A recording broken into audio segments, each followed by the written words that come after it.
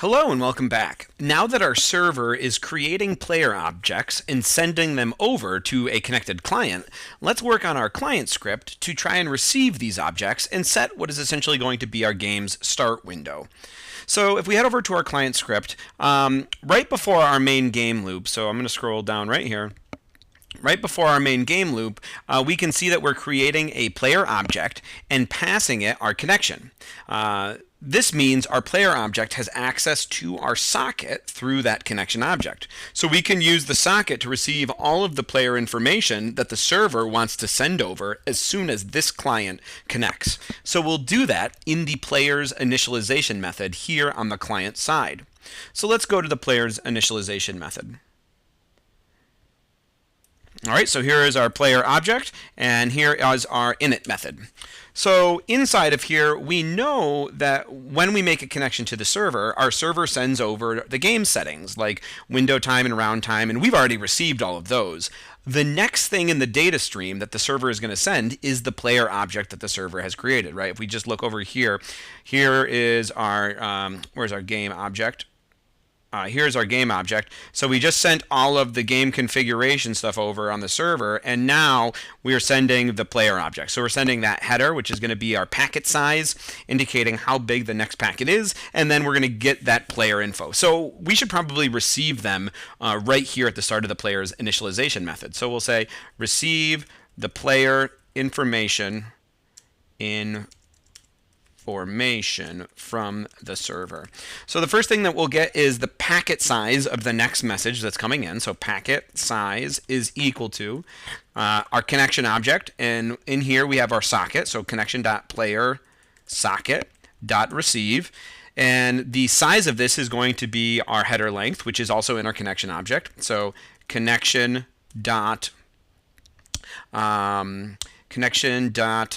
header length, header underscore length. And then we need to decode this because this will be encoded. So we'll do decode, and we'll pass in our connection object dot encoder. Oh, encoder. That's not a function, so we'll just do encoder here. Okay, wonderful. Next, we'll get the JSON that's coming in, right? So we'll say player underscore info underscore JSON is equal to connection dot player socket dot receive. And this time, what is the size of this incoming message? Well, it's packet size. So we'll turn that string into an integer so we can use it here, packet size. And we will say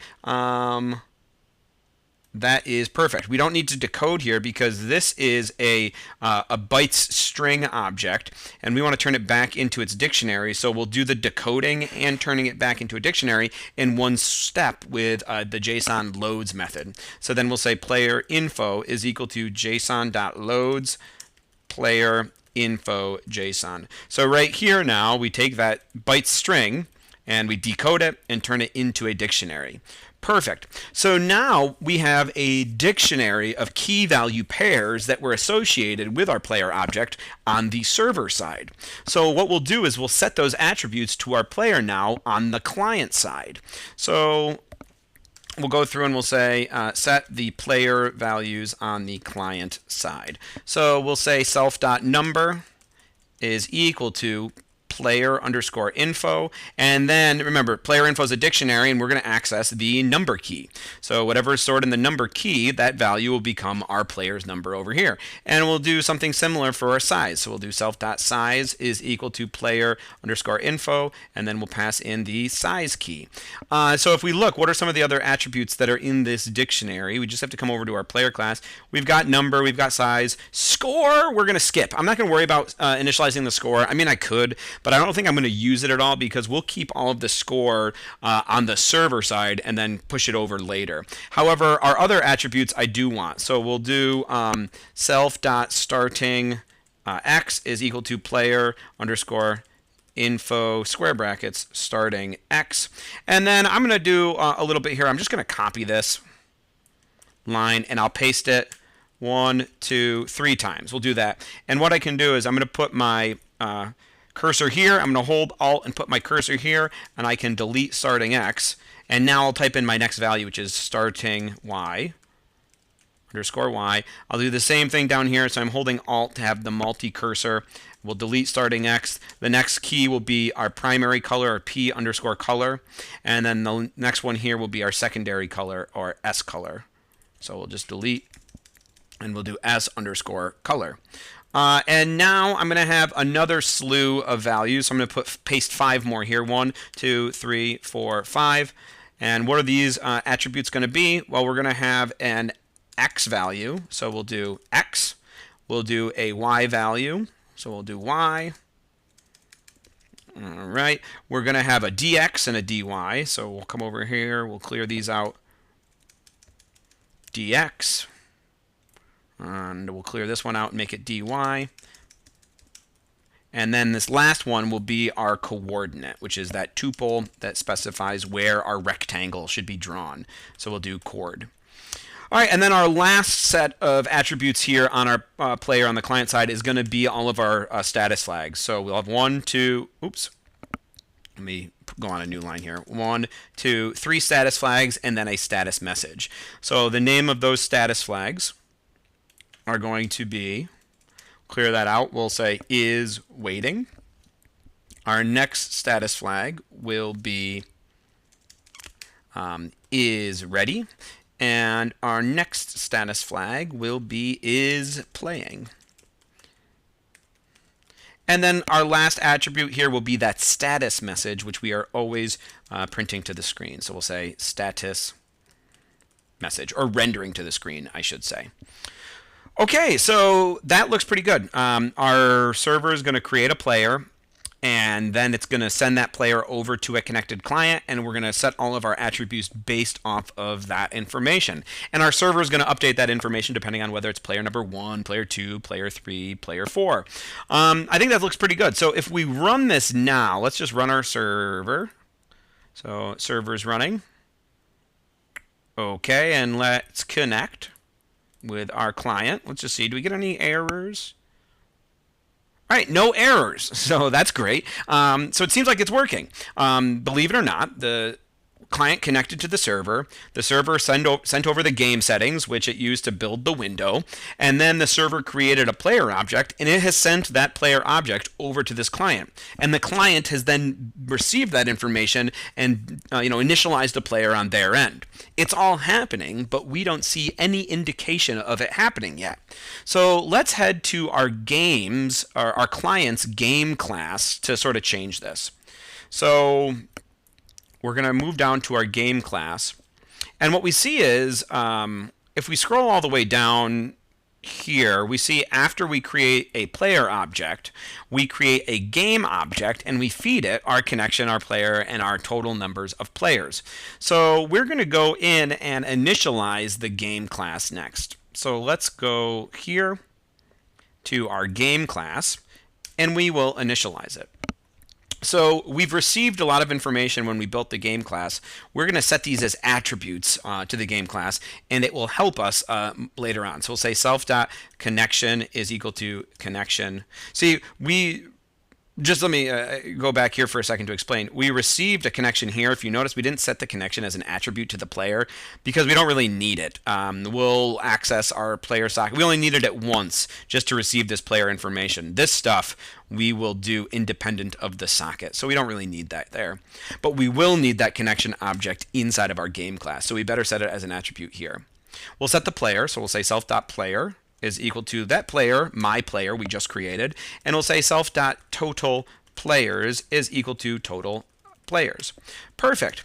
One other attribute we'll set here that I think will be helpful is an isActive Boolean flag. So this will keep track of whether or not the actual game is running. So, the player's got flags, is playing, is waiting, is ready, but we'll have a Boolean self.isActive here in the game object to determine whether or not the game is playing, and we're just playing, different iterations of a game round.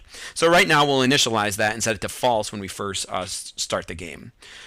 Okay, perfect. So now let's keep track of how many overall players are in the game. This is going to be important for us to do on each client. So we'll say set the player count to player number -1 we haven't received any game state data yet. And so what we're going to do here is you might say, okay, this player that was just created has a player number.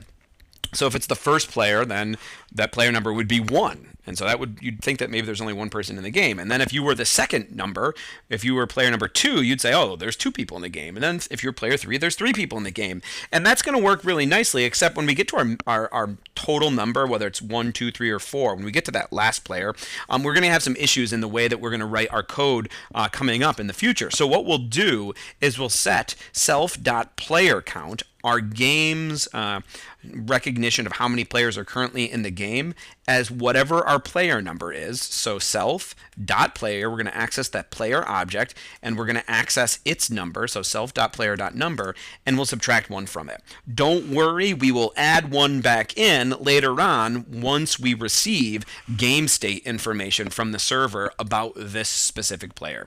We haven't yet received it, so we're going to do the -1 for right now. Next, let's create a blank list that will hold the state of the current game for us. So we're going to initialize a blank list here. We'll say create a list to hold the current state of the game. And this is from the server. So we'll call this self.gameState, and we'll initialize it to be a blank list. Perfect. And that makes sense, right? We said we haven't received any game state data yet, so we're taking your player number and subtracting 1. So even if your player number is 1, our game right now is going to say that there are 0 players in right now.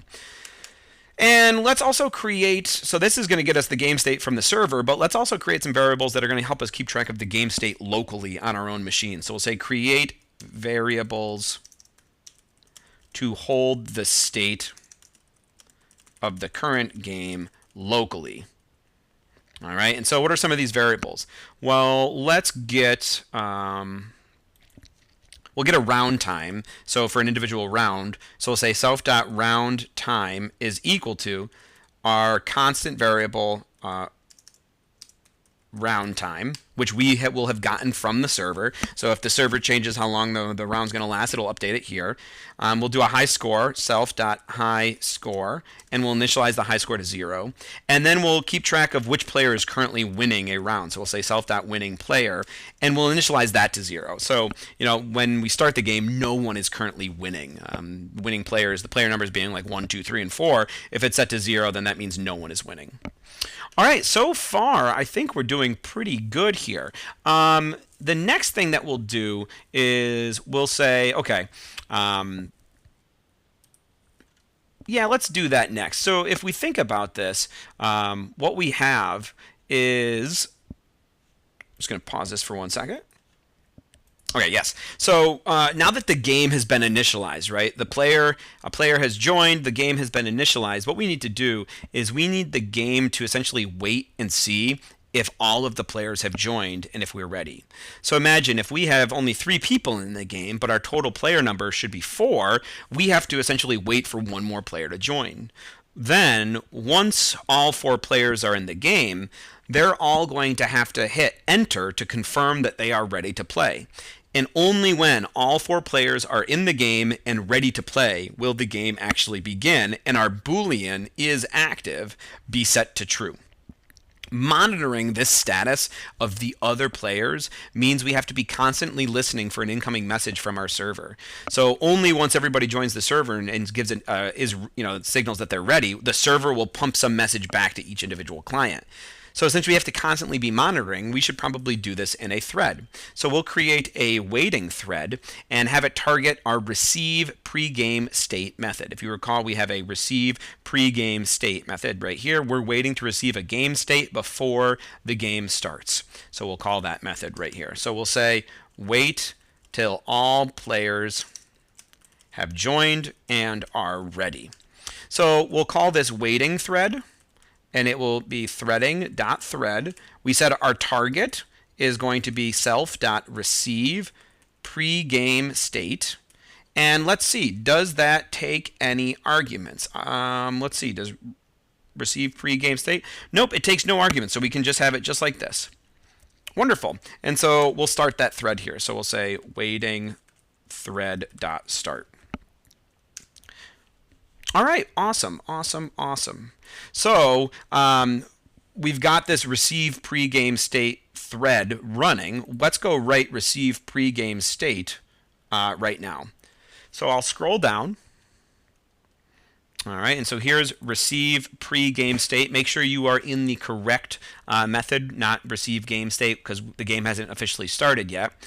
So the pre-game state here will run as long as we are still waiting for players to join. So if we're waiting for players to join, then we should be listening for incoming messages from the server, because the server is going to send that information over to us. So we'll say while self.playerCount, so that's the number of players that are currently in this version of the game, is less than self.totalPlayers, the total number of players we expect to join the game.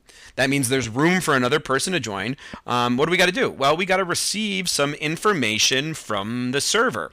And so let's go over to that server right here. If we look, anytime someone connects, all right, so to the server, we accept them. They send over all that game state information to the individual client. They send a player to the individual client. And then if you look, we're alerting all players of a new player joining the game. So we're calling that broadcast method. And in here, we're getting a game state, which is a list of all current players in our server's game. And so we're sending a header over, and then we're sending that game state list over. All right, so let's see for a second. If we head back over to our client in receive pregame state, the first thing that we'll put a little comment here, we'll say wait for a new player to join and receive their information. So we'll get the packet size from our header, and so we're inside of the game now. So we'll say self.connection. The game has a connection object, and that connection object has our player socket. We want to receive. The size of this is going to be our self.connection.header length. And then we have to decode this. So we'll say .decode, and inside of here we'll pass our encoder, which is inside of our connection object. So self.connection.encode. Encoder. Right, yeah, we said it was encoder, not encode. Okay, so now we've got the packet size of that next packet that's coming in, and that next packet that's coming in is our game state. So we'll say game state JSON is equal to self.connection.player.socket.receive. How big is this packet going to be? Well, it's going to be the integer value of the packet size that we just received. And we're not going to worry about decoding it here because we're going to let JSON do the decoding and turning it back into a dictionary for it, or a list for us. Right now, this is a string, but if we say game state is equal to json.loads and we pass in the game state JSON, it will take this string, it will which is encoded, it will decode it and turn it back into a list for us. Awesome. So now we've got an updated game state here from the server. Our local game on the client has a game state attribute. Let's set it. So we'll say self.gamestate is now equal to the game state that we just received. Awesome. Now, we just received an updated game state in this method for when a new player joins the game. Even when we join the game, like this specific player, will get an updated game state. So that means we can now increase our player count by 1. So we'll say increase this game's player count. So we'll say self.playerCount plus equals 1. So now imagine if we scroll back up here, we had originally said player count was player number minus 1. So if you were player number 3, 3 minus 1 would mean that there were 2 players already in the game. And then when you join, this local game would get a broadcast of a game state, and then we would increment this to be you are finally in the game, you are the 3rd player. So I think that's going to work out pretty nicely. Once all of the players have joined, we'll break out of this while loop, and what we'll do, we'll say all players have joined. We will update our status message for the player. So we'll say something like we'll say, self.player.status message is equal to, press enter to play. I think something like that would look pretty good. So once everybody has joined, we'll give some indication that like, hey, we want you to press enter and to signal that you are ready to play the game. All right, so let's test this now. So now if I run this, all right, server's in, we're running this. We're passing information back and forth and back and forth and back and forth. And we get no errors, which is great, but we still get no visual confirmation that anything is actually working. Like, do I have a player object? Where is the player object? What are its attributes? We don't know. So we'll close out, we'll close out, we'll close out, stop everything. And it's a simple fix. We just have to write the game class's draw method here on the client side. So it's the draw method that's essentially going to put everything onto the screen for us. So I'm going to scroll down. Here's our draw method. If you notice, if I go down just a little bit further, we are calling this draw method inside of our main game loop. So this will get called every iteration of our game loop, which is perfect. So inside of here, let's take a look at what we want to do. Now, we don't want to just draw our own player's information here. Rather, we want to draw every connected player's information. And that is all stored in the game state attribute that we just received from the server. So what we're going to do is we'll loop through each opponent's current state in the game state. So we'll say for player in self.gameState. So if you recall, GameState is a list, and it has a bunch of like player JSONs, we should say. So these are strings right now. So what we're going to do is we'll turn each string player back into a dictionary, and we'll use JSON to do that. So we'll say player is equal to JSON.loads, and we'll pass in the string version of that. So now we have a dictionary right here, which means we can access its key and value pairs and do things like draw the given opponent. Oops. We'll say draw the given player. I shouldn't say opponent because you want to know why? We're in here. We're in here. So we'll say loop through each player's current game state because we are one of the players that is in this game state list. It's not just our opponents, it's all of us. And so now we'll draw it. So let's see, we'll say pygame.draw.rect, and inside of here, this means we're going to just draw. We're just doing simple rectangles, simple shapes.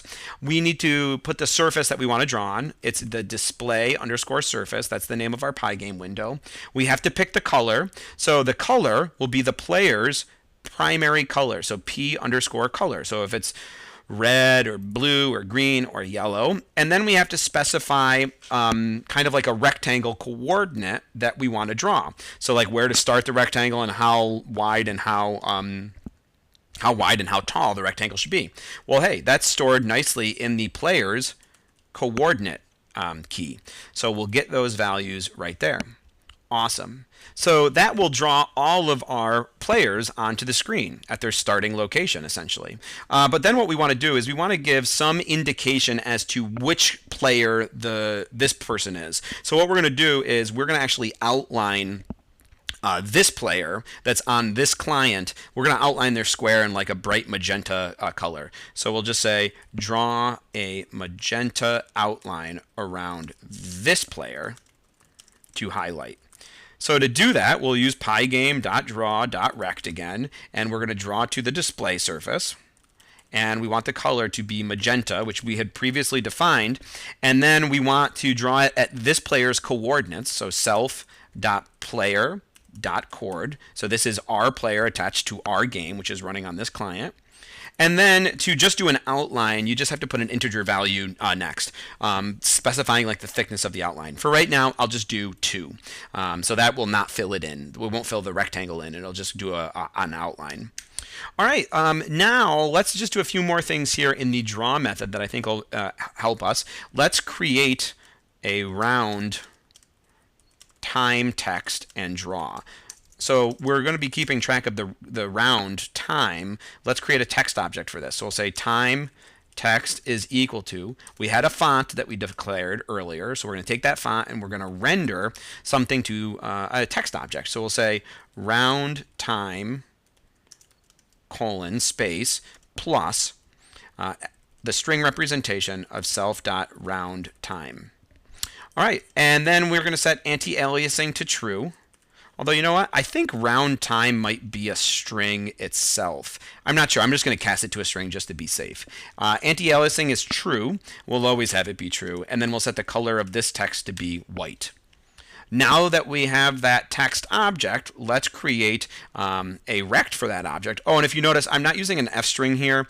I think f-strings gave me problems when I was trying to render text objects, so I just used string concatenation, which is why I'm casting that to a string right here. We'll get a rect so we can position this text object. So we'll say time rect is time underscore text dot get underscore rect. So now there's a rectangle around this text object and we can position it. And I will position it time rect using the center attribute, dot center. And I want the center of this rect to be in the x direction right in the middle of my window. So window underscore width. And we'll use floor division to get an integer divided by 2. And then in the y value, I'll just put it down 15 units. So it'll be like right here in the vertical direction.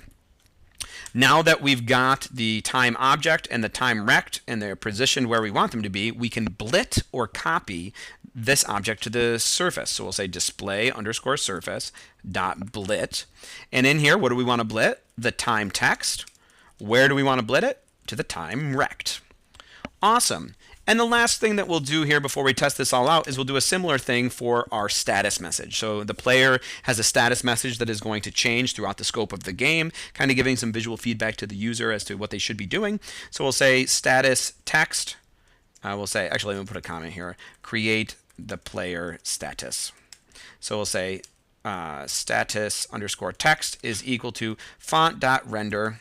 And then in here, we'll just say our message is self.player. So we'll get our player object, and we're going to get its status message. So self.player.status message, anti-aliasing is true, and the color is going to be white. We'll get a rect for this message. So we'll say status underscore rect is equal to status underscore text dot get underscore rect. And now we'll position the rect, and I'll use the center attribute again. So I'll say status underscore rect dot center is equal to, and this time I want it right in the middle of my window. So window underscore width divided by 2 and window underscore height divided by 2. And now that I have the text object and it's positioned, I will blit or copy it to my display surface. So display surface dot blit. And what do we want to copy? Our status text. Where do we want to copy it? At our status rect. All right, so now with the draw method complete, let's test this and see if we actually get some visual confirmation that all of the hard work that we've done up to this point is actually working. So I'm running the server, I'm going to run my client. Hopefully it will get a player object, it will draw the player object to the screen, and we will see it. And there it is. So our first player object joined to the screen. It says it's waiting for 2 total players. So let me now, if we remember, we have this running in a thread to listen for incoming messages from the server. So if a new player joins, the way we've written this, when a new player joins the server, it creates the new player and it's going to broadcast to everyone that the new player has joined. And you see it right there. We got that that next player on here. And so we set our max player to 2. So you have a red player here outlined in purple and a green player outlined in purple here. And so right now their status messages have changed and it says press enter to play. Of course, if we press enter to play, nothing's working here at this point. But we've done a great job right now. We're doing a lot of work to get the game set up, which will make writing the gameplay so much more easier once we get into it. So we'll keep working on the setup here in our next video, and I'll see you then.